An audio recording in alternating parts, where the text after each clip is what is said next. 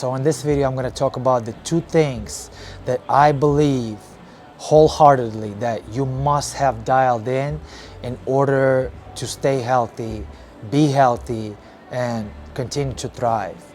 What gives me power to talk about this shit is I'm 34 years old now, but in my 20s, in my late 20s, I was diagnosed with a late stage of cancer, and my health was basically fucked up. Like I was on the edge of dying. And thank God I got diagnosed in time, because if I waited any longer, I could have just died any moment, any night, any day.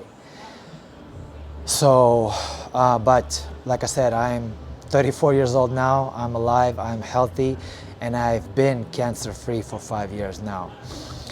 And so these two things that I'm gonna talk about, I did not take proper care of these two things, and I believe this is why my body developed cancer at a such young age and put me at a risk of, losing my life. And ever since I beat cancer, I've been taking better care of myself, better care of these two particular things. And so this is what I'm gonna unpack in this video. This is what I'm gonna share in this video, and I'm gonna share my experience and thoughts. All right, so what are these two things? It's very simple. It's sleep and stress management, right? So let me go back to why I think I got diagnosed with cancer. So I got diagnosed in 2019 when I was 29. I just turned 29. At that point, I was already dealing with symptoms for about 4 or 5 years.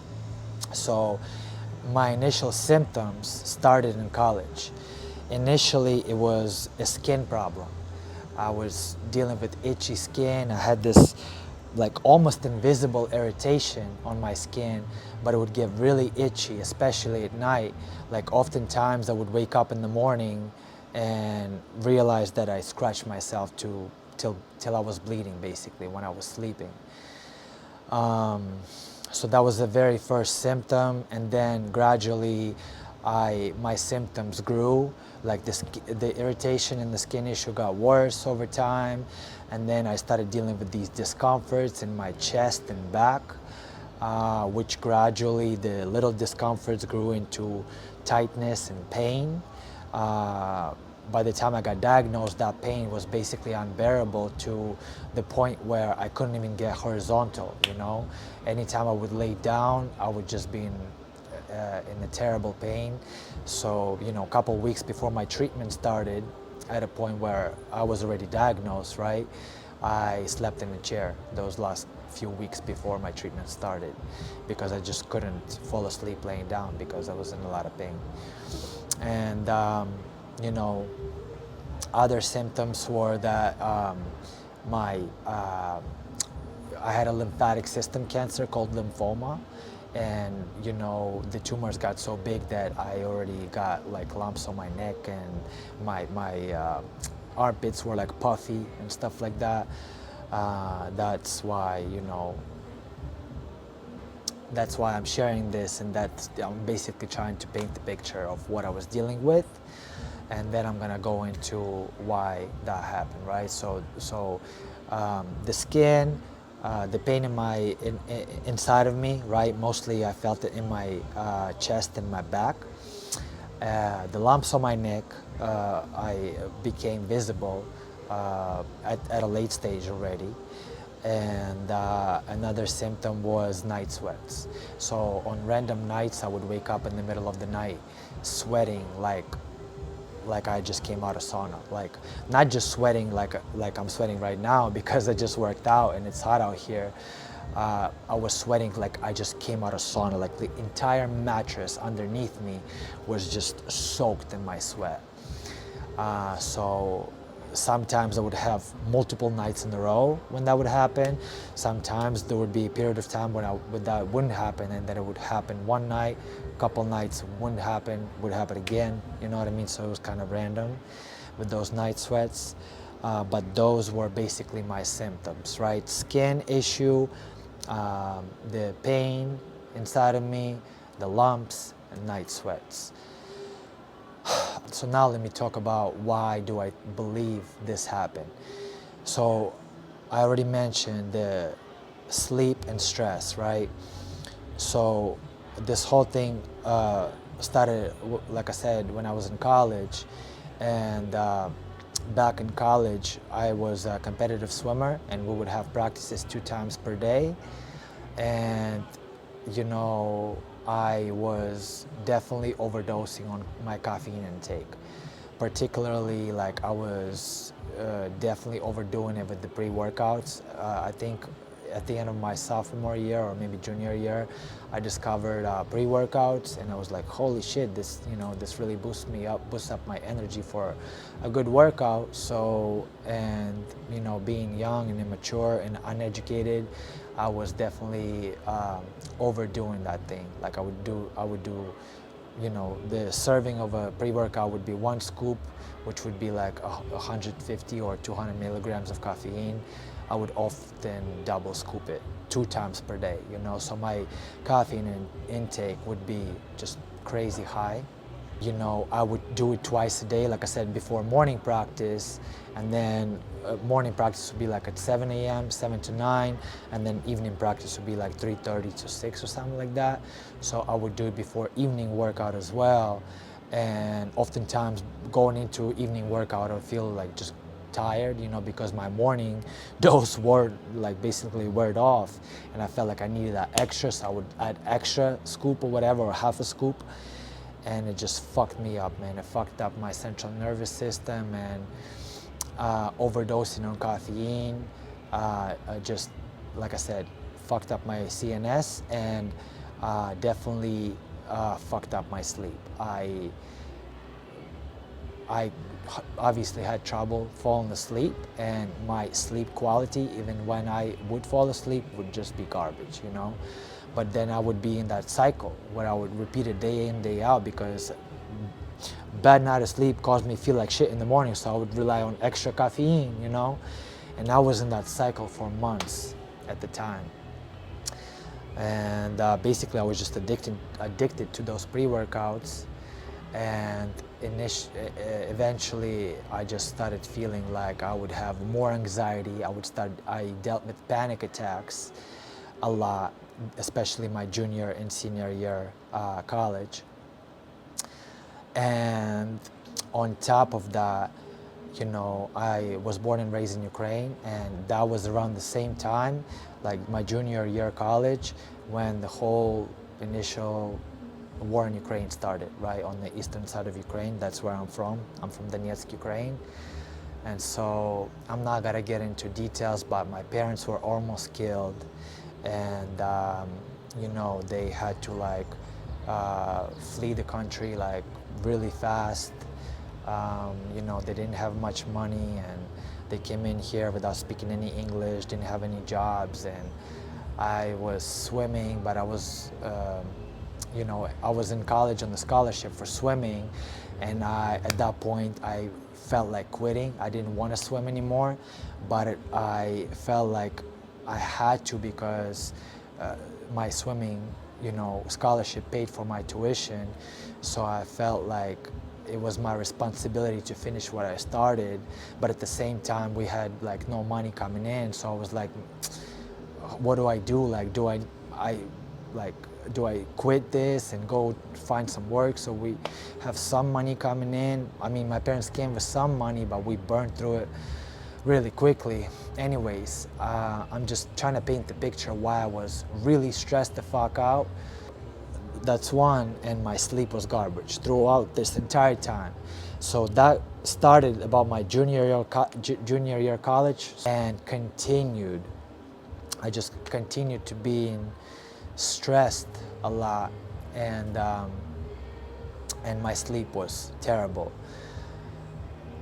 And again, I'm not gonna go into crazy details, but around the same time, in that chunk of time, around 2016, I developed an eating disorder. I was binge eating and purging, Binge eating on, I don't know if you know what that is. I would just have these crazy binge cycles, where I would eat thousands of calories in the same sitting, and then I would feel extremely guilty and shameful about that binge, and then I would go into purging, right? And I would purge through intense exercise, a lot of cardio, and not exercise, for good reasons. I was just trying to punish myself. And I would also purge through throwing up, so I did both. So all of that combined together, overdosing caffeine, as a byproduct of that, having terrible sleep, being stressed out because of war in Ukraine, my parents immigrating to America, them not speaking English, not having jobs, money issues, and my eating disorder on top of that.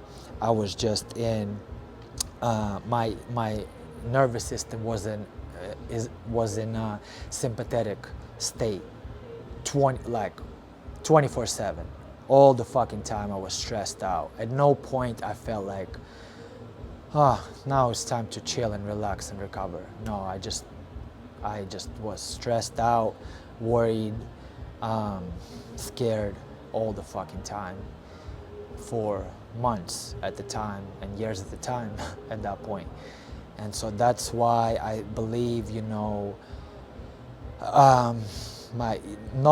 organism, I believe, no alive organism can survive for a long time in that state. And so that's why I believe my body started to self-destruct, because I learned it from Dr. Joe Dispenza that, when you're in that fight or flight state for days, weeks, months, or even years at a time, it is inevitable that your body will develop some type of disease, dis-ease, because you're never at ease. So that's how your body develops disease, right? And for some people it could be different, autoimmune issues or whatever. For me it was cancer, man. And so I definitely learned my lesson, and thankfully I beat cancer. If you want to hear more in depth how I beat cancer, I made a video on that. You can find it on my channel. It's called How I Beat Cancer, 6 Strategies. So I talk in detail about what exactly I did to beat it. And a lot of those things I still practice to this day. And they help me. They help me take care of my mental health, of my spiritual health, and obviously as a byproduct of those, my physical health. So I meditate to this day because, your body is a temple of your soul, and if you don't take proper care of your body, your mind, your soul in there, that is not going to feel good, So I am really focused on taking care of my mental health. And what do I do to do that? I meditate every morning. I try to read books that are about self-development. I'm a fitness trainer, so every day I try to feed my brain some type of information about health, fitness, some training methodologies, diet, you know what I mean, all these things when it comes to health and fitness. So I continue to learn and expand my knowledge about that, feed my brain information about that. And,